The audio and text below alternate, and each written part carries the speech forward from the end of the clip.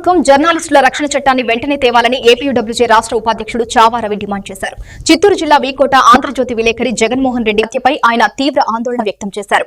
APUWJ రాష్ట్ర committee పిలుపు మేరకు విజయవాడ ప్రెస్ క్లబ్ వద్ద జర్నలిస్టులు నిరసన కార్యక్రమం నిర్వహించారు. ఈ సందర్భంగా చావా రవి మాట్లాడుతూ శ్రీగంధం మాఫియాపై వరుస కథనాలు రాయడాన్ని జీర్ణించుకోలేని వ్యక్తులే ఈ దారుణానికి పాల్పడ్డారని ఆరోపించారు. ఉదయం వాకింగ్ కు వెళ్లి వస్తున్న వ్యక్తిని అందరూ చూస్తుండగానే హత్య చేయడం నేరస్తుల తెగింపునకు అద్దం పడుతోందన్నారు. ఇలాంటి నేరస్తులపై ప్రభుత్వం కఠినంగా వ్యవహరించడంతో పాటు వెనుకున్న శక్తుల పాత్రపై కూడా సమగ్ర విచారణ జరపాలని డిమాండ్ చేశారు. ఇలాంటి ఘటనలకు అడ్డుకట్ట వేయాలంటే జర్నలిస్టుల రక్షణ చట్టం తక్షణమే అమలు చేయాల్సిన అవసరం ఉందని స్పష్టం చేశారు. ముఖ్యంగా రెండు తెలుగు రాష్ట్రాల్లో పాత్రికేయ రంగం దిగ్భ్రాంతికర సంఘటనకు లోనైన పరిస్థితి. చిత్తూరు జిల్లా వీకోట ఆంధ్రజ్యోతి విలేకరిని ఈరోజు ఉదయం మార్నింగ్ వాక్ చేస్తుండగా ఒక రౌడీ షీటర్ చాలా దారుణమైన హత్య చేశాడు. కారణాలు ఏమైనా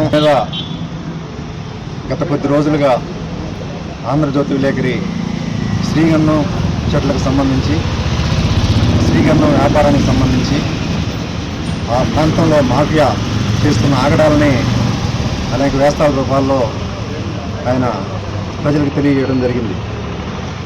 ఈ నేపథ్యంలోనే ఈరోజు ఆకస్మికంగా అతను వాకింగ్ వెళ్ళిన సందర్భంలో దారుణ హత్యకు గురయ్యాడు. ఈ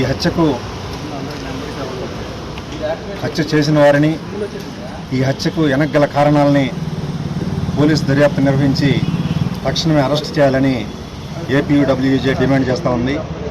ఈరోజు ఈ వీకోట ఆంధ్రజ్యోతి విలేకరి జగన్మోహన్ రెడ్డి హత్యను నిరసిస్తూ ఏపీయూడబ్ల్యూజే రాష్ట్ర వ్యాప్తంగా నిరసన కార్యక్రమాలు నిర్వహిస్తూ ఉంది. దీనిలో భాగంగానే ఈరోజు విజయవాడ ప్రెస్ క్లబ్ దగ్గర జర్నలిస్టులు అందరం కలిసి నిరసన తెలియజేయడం జరిగింది. ప్రభుత్వం తక్షణమే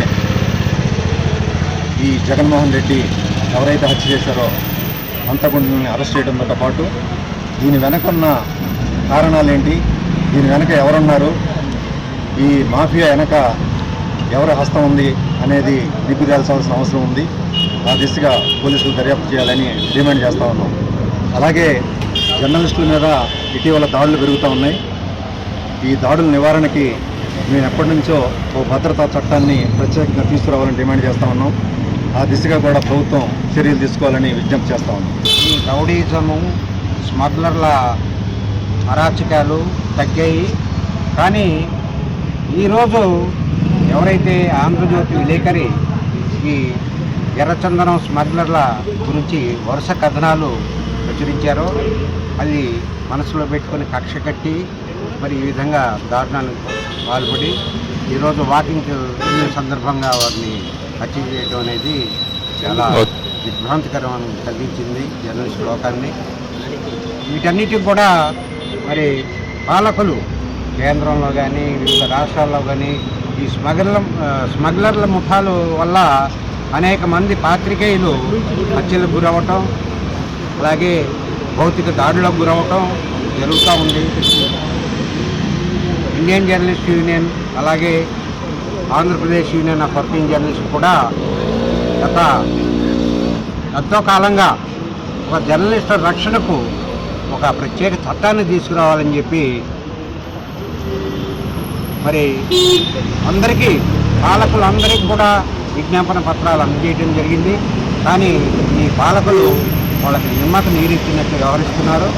కనీసం ఎవరైతే